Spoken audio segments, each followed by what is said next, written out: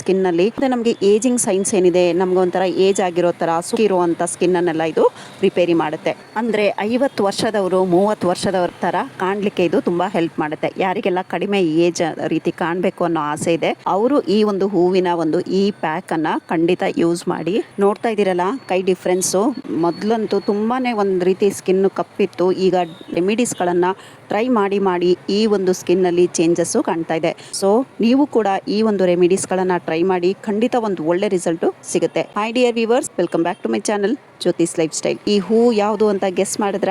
ಈ ಹೂವು ಇದ್ರೆ ಖಂಡಿತ ನಮ್ಮ ಪಿಗ್ಮೆಂಟೇಷನ್ ಅನ್ನ ದೂರ ಮಾಡ್ಕೋಬಹುದು, ನಮ್ಮ ಸ್ಕಿನ್ ಅನ್ನ ಬ್ರೈಟ್ ಮಾಡ್ಕೋಬಹುದು, ನಮ್ಮ ಸ್ಕಿನ್ ನ ಟೆಕ್ಸ್ಚರ್ ಕೂಡ ಸ್ಮೂತ್ ಅಂಡ್ ಸಾಫ್ಟ್ ಆಗುತ್ತೆ. ಸೊ ಖಂಡಿತ ಈ ರೆಮಿಡಿನ ಮಿಸ್ ಮಾಡದೆ ಪೂರ್ತಿ ವಿಡಿಯೋ ನೋಡಿ. ತುಂಬಾ ಈಸಿ ಆಗಿರುವಂತ ರೆಮಿಡಿ. ಯಾರಿಗಾದ್ರೂ ಮನೇಲೇ ಬಿಳಿ ದಾಸವಾಳ ಇದ್ರೆ ಖಂಡಿತ ₹1 ಕೂಡ ಖರ್ಚಾಗೋದಿಲ್ಲ, ಇದು ನನ್ನ ಗ್ಯಾರಂಟಿ. ಸೊ ಈ ರೀತಿಯಾಗಿ ನಾನು ನಮ್ಮ ಮನೆಯಲ್ಲೇ ಬಿಳಿ ದಾಸವಾಳ ಇದ್ದಿದ್ರಿಂದ ಸೊ ನಾನು 3 ದಾಸವಾಳನ ತಗೊಂಡಿದ್ದೀನಿ. ನೀವಿಲ್ಲಿ ಕ್ವಾಂಟಿಟಿ ಜಾಸ್ತಿ ಬೇಕು ಅಂದ್ರೆ ಇನ್ನೂ ಒಂದ್ ಸ್ವಲ್ಪ ಜಾಸ್ತಿ ತಗೋಬಹುದು. ಇಲ್ಲಿ ಈ ರೀತಿಯಾಗಿ ಈ ಹಿಂದೆ ತೊಟ್ಟಿರುತ್ತಲ್ಲ ಇದನ್ನೆಲ್ಲ ತೆಗೆದು ಚೆನ್ನಾಗಿ ಇದನ್ನೆಲ್ಲ ಒಂದ್ಸಾರಿ ವಾಶ್ ಮಾಡಿ ತಗೊಂಡ್ ಬರೋಣ.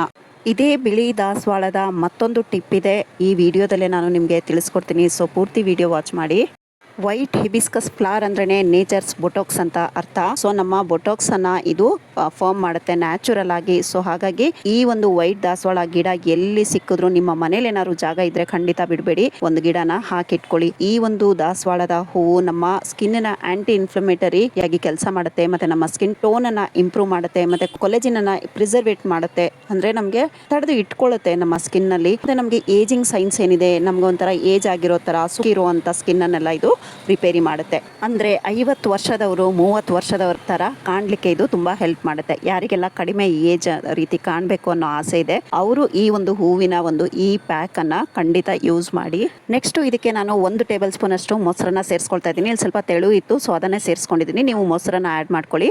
ನೆಕ್ಸ್ಟ್ ಇಲ್ಲಿ ನಾನು 1 ಟೇಬಲ್ ಸ್ಪೂನ್ ಅಷ್ಟು ಜೇನುತುಪ್ಪವನ್ನ ಸೇರಿಸ್ಕೊಳ್ತಾ ಇದ್ದೀನಿ. ಇದಿಷ್ಟನ್ನು ಸೇರಿಸಿ ಚೆನ್ನಾಗಿ ಪೇಸ್ಟ್ ಮಾಡ್ಕೊಳ್ಳೋಣ. ಮೊಸರನ್ನ ಏನ್ ಹಾಕೊಂಡಿದೀವಿ ಇದು ನಮ್ಮ ಸ್ಕಿನ್ಗೆ ಮಾಯಿಶ್ಚರ್ ಕೊಡುತ್ತೆ. ಮೊಡವೆಗಳೆಲ್ಲ ಏನಾದ್ರು ಇದ್ರೆ ಅದನ್ನ ರೆಡ್ಯೂಸ್ ಮಾಡುತ್ತೆ, ಮತ್ತೆ ನಮ್ಮ ಡಾರ್ಕ್ ಸ್ಪಾಟ್ಸ್ ಏನಿದೆ ಅದನ್ನ ಲೈಟನ್ ಅಪ್ ಮಾಡ್ಲಿಕ್ಕೆ ಹೆಲ್ಪ್ ಮಾಡುತ್ತೆ. ಸ್ಕಿನ್ ಅನ್ನ ಬ್ರೈಟ್ ಮಾಡುತ್ತೆ, ಮತ್ತೆ ಇನ್ಫ್ಲಮೇಷನ್ ಅನ್ನ ರೆಡ್ಯೂಸ್ ಮಾಡುತ್ತೆ, ಹೈಡ್ರೇಟ್ ಮಾಡುತ್ತೆ. ಸೊ ಇದು ತುಂಬಾ ಒಂದು ಯೂಸ್ಫುಲ್ ಆಗಿರುವಂತಹ ಪ್ಯಾಕ್. ಖಂಡಿತ ಈ ಒಂದು ಪ್ಯಾಕ್ ಅನ್ನ ಯೂಸ್ ಮಾಡಿ. ಹನಿ ಬಂದು ನಮ್ಮ ಹೈಪರ್ ಪಿಗ್ಮೆಂಟೇಷನ್ ಏನಿದೆ ಅದನ್ನ ರೆಡ್ಯೂಸ್ ಮಾಡ್ಲಿಕ್ಕೆ ತುಂಬಾ ಹೆಲ್ಪ್ ಮಾಡುತ್ತೆ, ಮತ್ತೆ ನಮ್ಗೆ ಏಕ್ನೆ ಕಂಟ್ರೋಲ್ ಮಾಡುತ್ತೆ, ಸ್ಕಿನ್ ಅನ್ನ ಹೈಡ್ರೇಟ್ ಮಾಡುತ್ತೆ, ಸ್ಕಿನ್ ಗೆ ಮಾಯಿಶ್ಚರ್ ಕೊಡುತ್ತೆ, ಆಂಟಿ ಏಜಿಂಗ್ ಮತ್ತೆ ಕೊಲೆಜಿನ್ ಅನ್ನ ಬೂಸ್ಟ್ ಮಾಡುತ್ತೆ. ಸೊ ಹಾಗಾಗಿ ಈ ಒಂದು ಪ್ಯಾಕ್ ತುಂಬಾನೇ ಒಂದು ಯೂಸ್ಫುಲ್. ಈ ರೀತಿಯಾಗಿ ಚೆನ್ನಾಗಿ ಒಂದ್ಸಾರಿ ಮಿಕ್ಸ್ ಮಾಡ್ಕೊಂಡು ಇದಕ್ಕೆ ನೀವು ಬೇಕಿದ್ರೆ ಅಕ್ಕಿ ಹಿಟ್ಟನ್ನ ಇಲ್ಲಿ ಸೇರಿಸ್ಕೊಳ್ಬಹುದು. ಸೊ ನಾನಿಲ್ಲಿ ಒಂದು 1/4 ಟೇಬಲ್ ಸ್ಪೂನ್ ಅಕ್ಕಿ ಹಿಟ್ಟನ್ನ ಸೇರಿಸ್ಕೊಳ್ತಾ ಇದ್ದೀನಿ.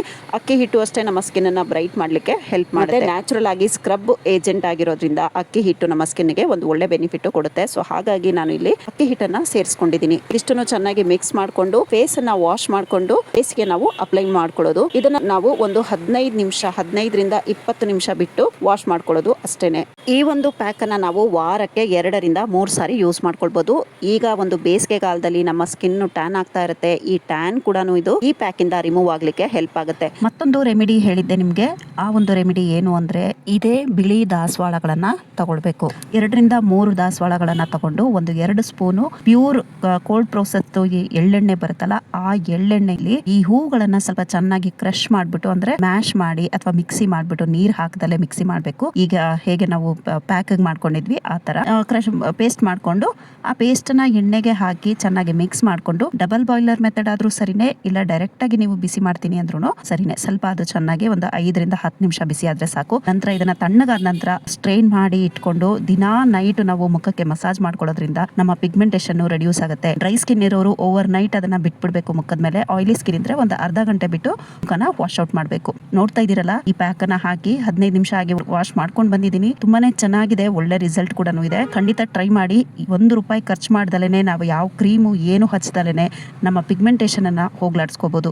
ಡಿಯರ್ ವ್ಯೂವರ್ಸ್, ವಿಡಿಯೋನ ಇಲ್ಲಿಗೆ ಎಂಡ್ ಮಾಡ್ತಾ ಇದ್ದೀನಿ. ವಿಡಿಯೋ ಸ್ವಲ್ಪನಾದ್ರೂ ಇಷ್ಟ ಆಗಿದ್ರೆ, ಯೂಸ್ಫುಲ್ ಅಂತ ಅನ್ಸಿದ್ರೆ ಲೈಕ್ ಕೊಟ್ಟು ನಿಮ್ಮ ಫ್ರೆಂಡ್ಸ್ ರಿಲೇಷನ್ಸ್ಗೂ ವಿಡಿಯೋನ ಶೇರ್ ಮಾಡಿ. Thank you for watching. Have a nice day.